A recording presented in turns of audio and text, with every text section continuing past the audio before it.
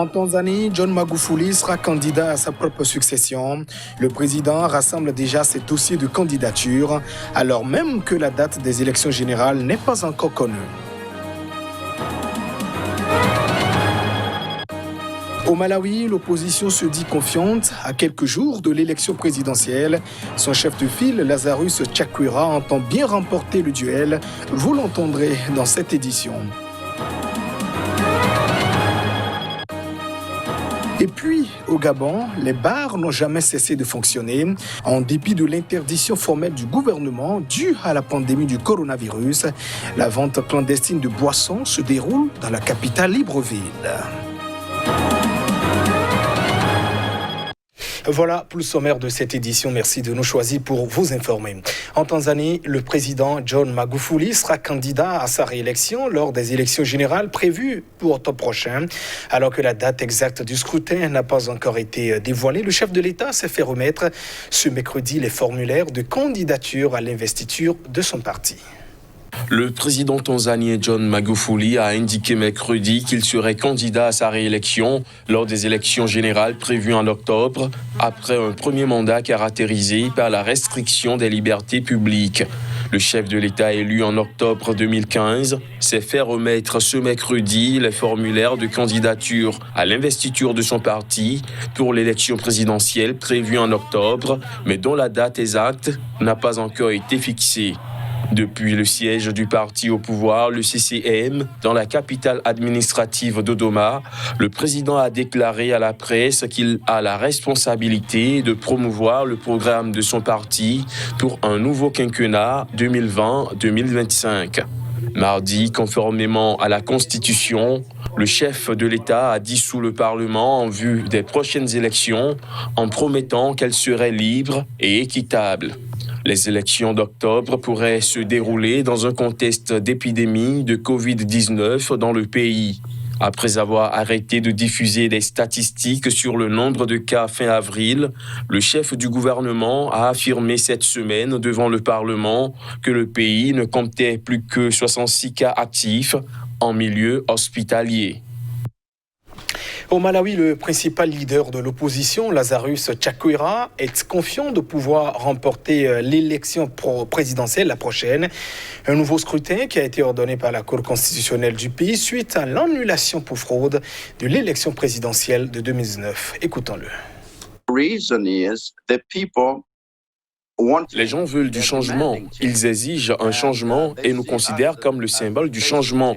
Ils nous voient comme le symbole d'un nouveau Malawi que nous pouvons tous construire ensemble et nous sommes donc extrêmement confiants.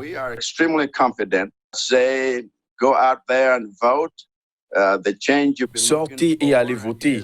Le changement que vous attendiez est à portée de main. Cela dépendra de votre vote et c'est votre meilleure arme pour vraiment donner un nouveau souffle au Malawi. Nous pouvons réinitialiser le programme de développement de cette nation et construire ensemble un nouveau Malawi.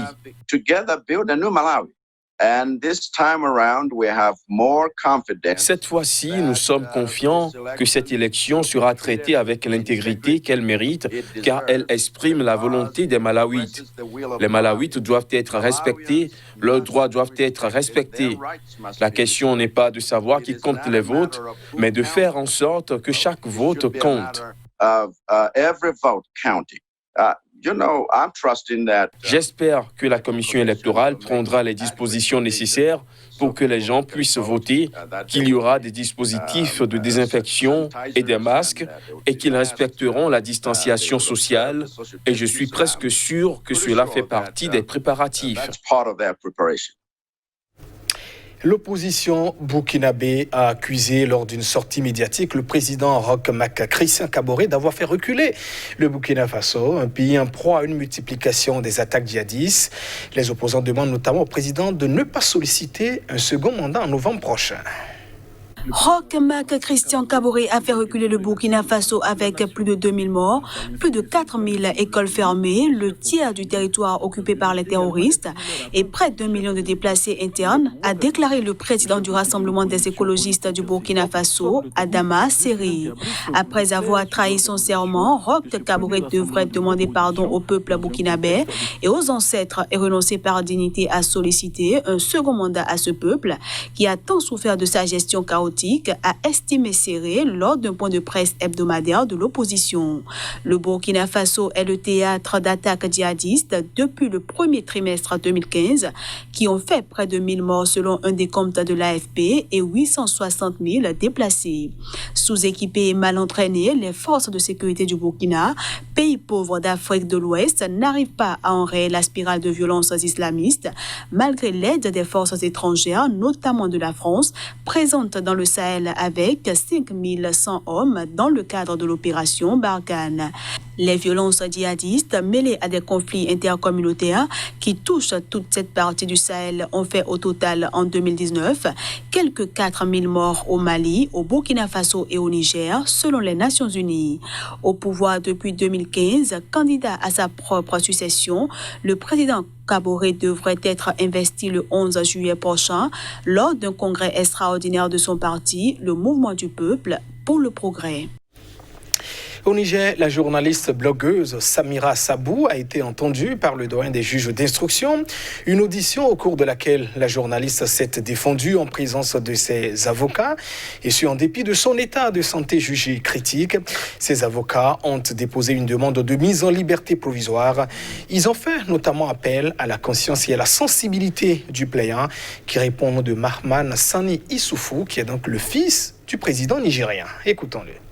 Nous restons sereins, nous avons confiance à la justice et nous savons que le rôle de la justice dans cette période où le président de la République lui-même a pris sur lui la responsabilité de gracier des personnes âgées, des personnes malades et dans le cadre de la lutte contre le Covid-19, il est aujourd'hui pas attendu de hauts responsables de la République qu'une journaliste jeune, battante, qui ne dérange personne.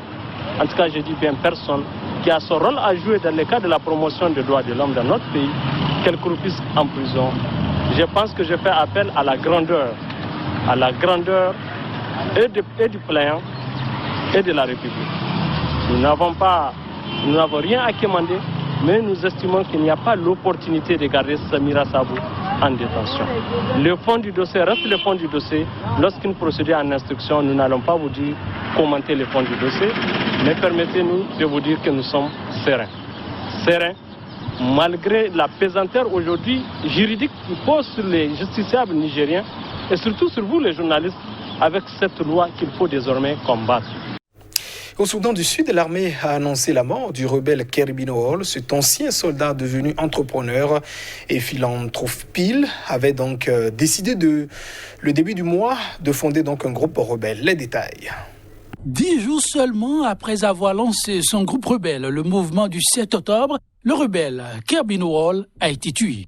Les forces de sécurité sud-soudanaises ont annoncé l'avoir abattu dimanche dernier après 4 jours d'affrontement dans un village avec 3 combattants alors qu'il allait lancer des attaques contre l'armée et ne voulait pas négocier. Porte-parole des forces de défense, le major général Lul Roy Kong a affirmé que des renseignements avaient permis de le localiser, de l'attaquer et d'étouffer cette rébellion dans l'œuf. Kerbino Hall et sa famille avaient fui vers l'Éthiopie durant la guerre civile contre Khartoum lorsque le Soudan était encore unifié. Durant son exil, il avait été recruté dans la mer Rouge un contingent d'enfants soldats. Il aurait ensuite combattu parmi les rebelles, servi de garde du corps ou encore travaillé dans les renseignements. Après la guerre, il était devenu entrepreneur et philanthrope. Kerbino Hall avait par la suite ouvert la fondation Nil pour aider la jeunesse sud-soudanaise. Arrêté en avril 2018, il a été détenu par les services secrets pendant des mois sans aucune charge. Amnesty International avait souvent dénoncé son incarcération. Finalement condamné à 15 ans de prison pour mutinerie, Kerbino Hall avait été relâché en janvier à la faveur d'une amnistie après avoir passé 20 ans en prison.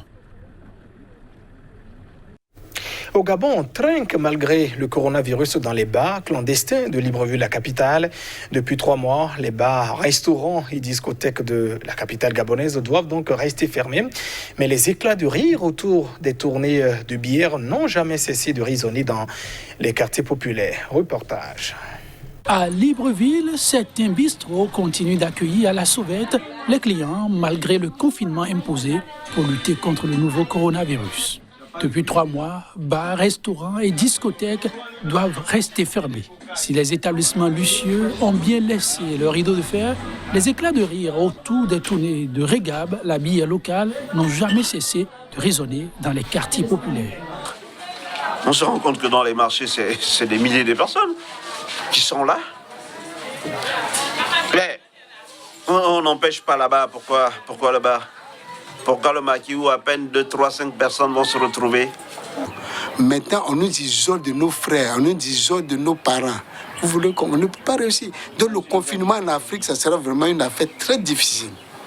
Depuis 3 ans, Alba, cette femme de 33 ans, tient un établissement. En découle l'unique revenu de cette mère de famille qui doit continuer à payer le loyer de son bistrot. Face aux restrictions, elle a dû finalement déménager son commerce dans sa propre maison. Lorsqu'ils ont durci, c'est-à-dire lorsque le confinement total est arrivé, et je ne pouvais plus exploiter mon bar, j'étais obligée d'effectuer un plan B, donc celui de vendre à domicile. Une résistance qui met en exergue le rôle des bars, un exutoire vital, bien plus qu'un simple endroit où il faut s'alcooliser, soutient le sociologue gabonais Jean-Emery Etungé Effé. Donc, ce qui fait que quand les pouvoirs publics décident de fermer les bars, ça passe mal. Ça passe mal tout simplement parce qu'en fait, ça ressemble à une restriction d'un mode de vie qui est acquis. Donc, Le Gabon compte officiellement plus de 4000 cas de Covid-19, dont 27 morts. Mais plus qu'une maladie qui s'attaque aux poumons, le Covid-19 est pour eux un mal qui vient trouer des poches déjà vides. Et c'est la fin de cette édition. Merci de votre attention. Au revoir.